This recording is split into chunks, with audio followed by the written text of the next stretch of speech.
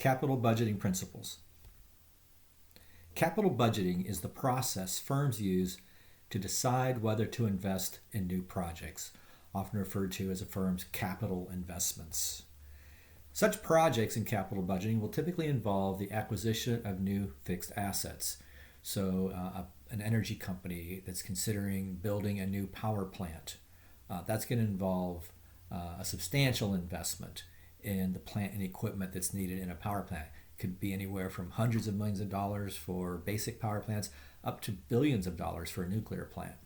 Some projects in capital budgeting may also require substantial research and development costs. For example, when Airbus was considering the A380, the largest airplane in the world, the development costs for that were $16 billion. These can be bet the farm types of investments.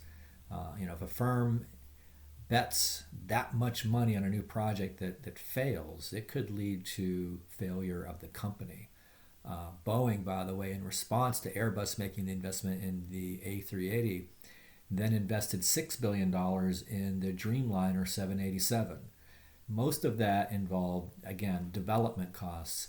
There's also costs involved in, of course, upgrading either an existing facility to manufacture aircraft or a greenfield project where they had to build a new facility to manufacture the aircraft.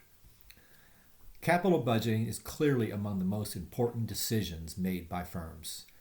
You can think of a firm as the aggregation of all the capital investment projects it's undertaken since its inception, because this is the process firms use to acquire their fixed assets, and the fixed assets are then what are used in operations to generate the net cash flows, the profitability of that firm. These decisions are largely irreversible. Firms don't decide to go from one industry. For example, General Motors is an auto manufacturing company. Why? Because it's invested a lot of money through the years in automobile manufacturing facilities. I don't think it's likely General Motors could quickly change and next week start becoming a pharmaceutical company. So those capital budgeting decisions are largely irreversible, at least in the short run. And once a firm has decided by the projects it has chosen what industry, what segments it's going to be in, this within some range determines the profitability of that firm, at least in the intermediate term. To maximize shareholder wealth, managers should identify, evaluate, and then implement projects from these capital budgeting analyses that add value to their firm. So we identify a goal here that's consistent with the goal of maximizing shareholder wealth. In fact, they should identify, evaluate, and implement projects that add the most value to their firm. They should be trying to maximize shareholder value. To highlight the importance of capital budgeting, an executive vice president of a very successful company described the process and importance of capital budgeting in their firm. To quote, "Our R&D department constantly searches for new products and ways to improve existing products. In addition, our executive committee, which consists of senior executives in marketing, production, and finance, identifies the products and markets in which our company should compete, and the committee sets long-run targets for each division. These targets, which are spelled out in the corporation's strategic business plan, provide a general guide to the operating executives who must meet them. The operating executives then seek new products, set expansion plans for existing products, and look for ways to reduce production and distribution costs. Since bonuses and promotions are based on each unit's ability to meet or exceed its targets, these economic incentives encourage our operating executives to seek out profitable investment opportunities. While our senior executives are judged and rewarded on the basis of how well their units perform, people further down the line are given bonuses and stock options for suggestions that lead to profitable investments. Our objective is to encourage employees at all levels to keep an eye out for good ideas, especially those that lead to capital investments." Now let's talk about the types of projects that can be included in capital budgeting analyses. They can be replacement projects. And we'll subdivide this into two categories. Some replacement projects are simple and mundane. You've got an existing manufacturing facility or say a chemical plant. I'll use the example of a chemical plant. and every 3 years certain pumps have to be replaced. Well, the overall plant may have a 40 or 50-year life, but the pumps need replaced every 3 years. You're probably not going to do an extensive capital budgeting analysis on whether to replace, these pumps. On the other hand, you could have a manufacturing process that involves some larger, more expensive equipment that is at the heart of the manufacturing or production process, and there's new equipment that's been developed that is much more efficient and would save operating costs, over a period of time.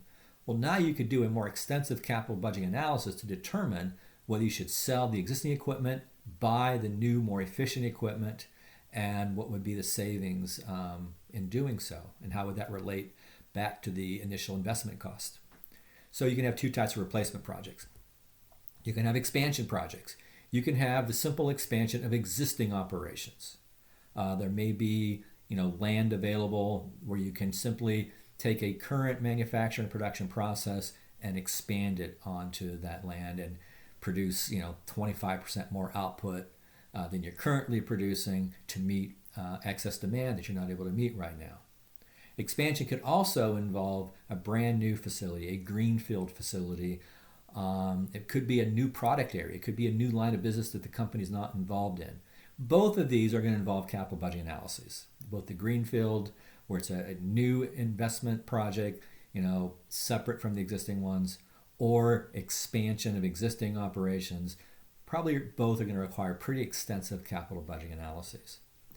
Firms can also consider safety and environmental projects. These are often mandated by government regulation.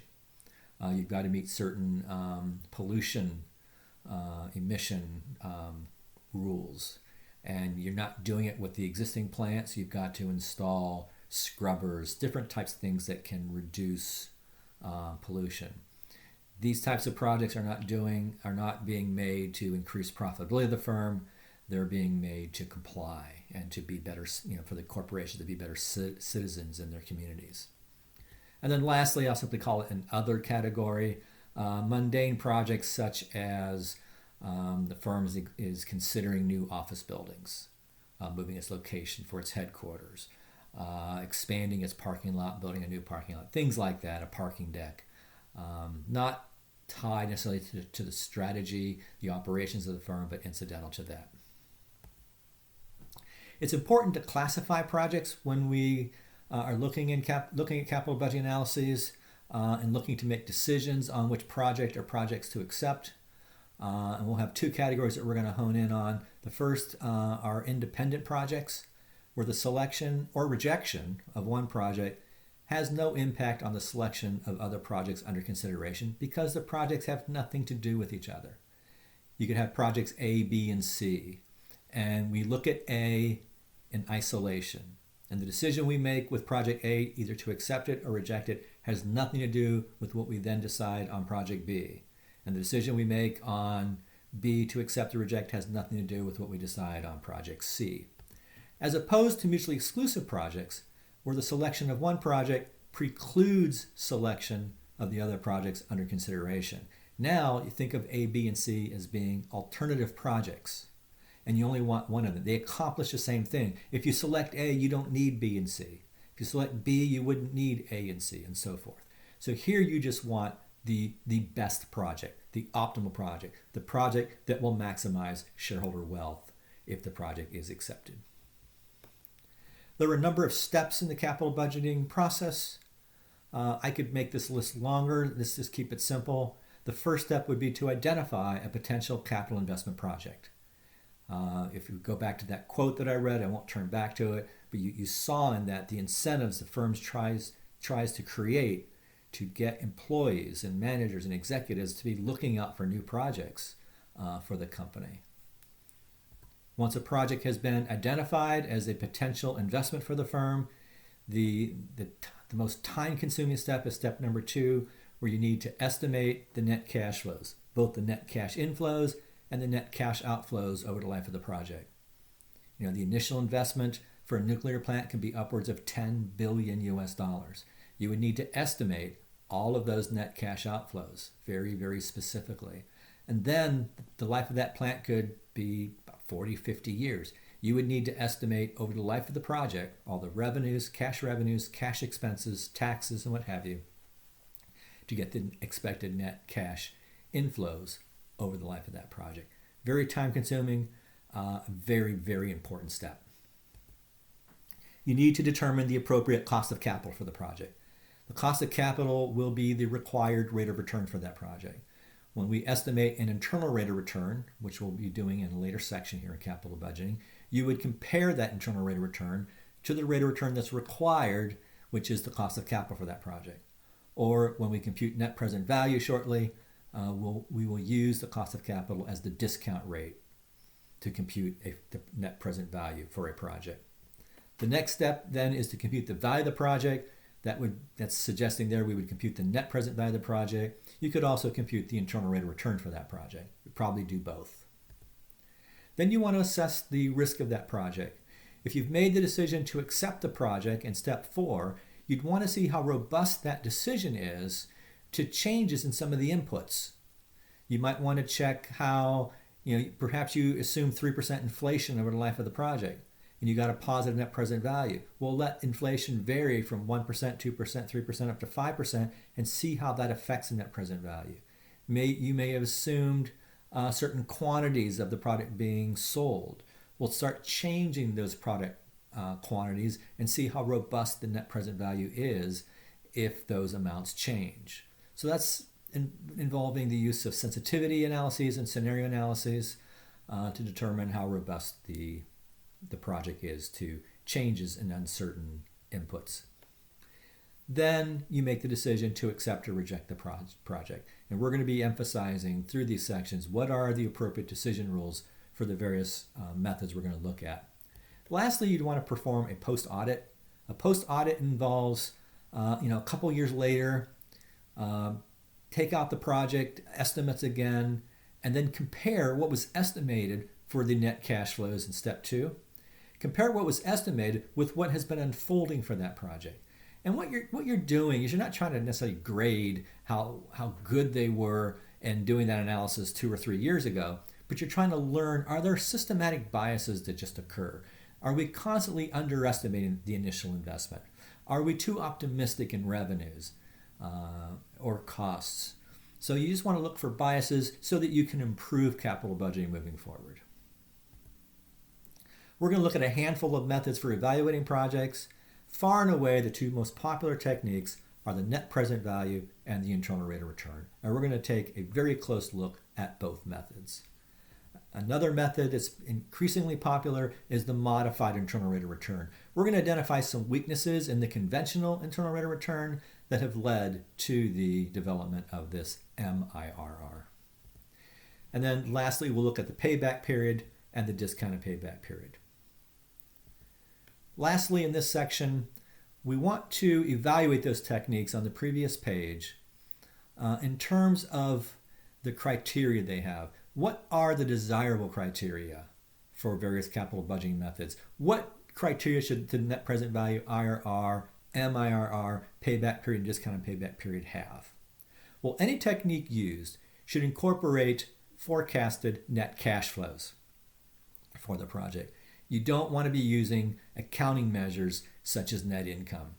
Your accounting textbook may have used what's called an accounting rate of return technique.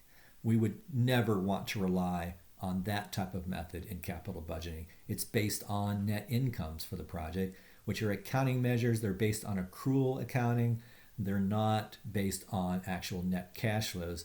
And it's net cash flows that determine value. The value of a project is determined by the amount of net cash flows, the timing of the net cash flows. $1 today is worth more than $1 in 10 years, and the riskiness of those net cash flows. You're going to see those other rules come into play here after this one. You want to incorporate the forecasted project net cash flows over the entire economic life of the project. If the project has an economic life of 20 years, the technique should incorporate all 20 years. The technique should not force you to cut off after 5 years or 10 years. The technique should take into account the time value of money. We know that $1 today is worth more than $1 10 years from today. The technique should incorporate the risk of the project. And then lastly, taking these together, really, these kind of all combined in the last one, the technique should lead to decisions that maximize shareholder wealth, since that is the goal when financial managers make decisions for firms. This ends our first video in capital budgeting.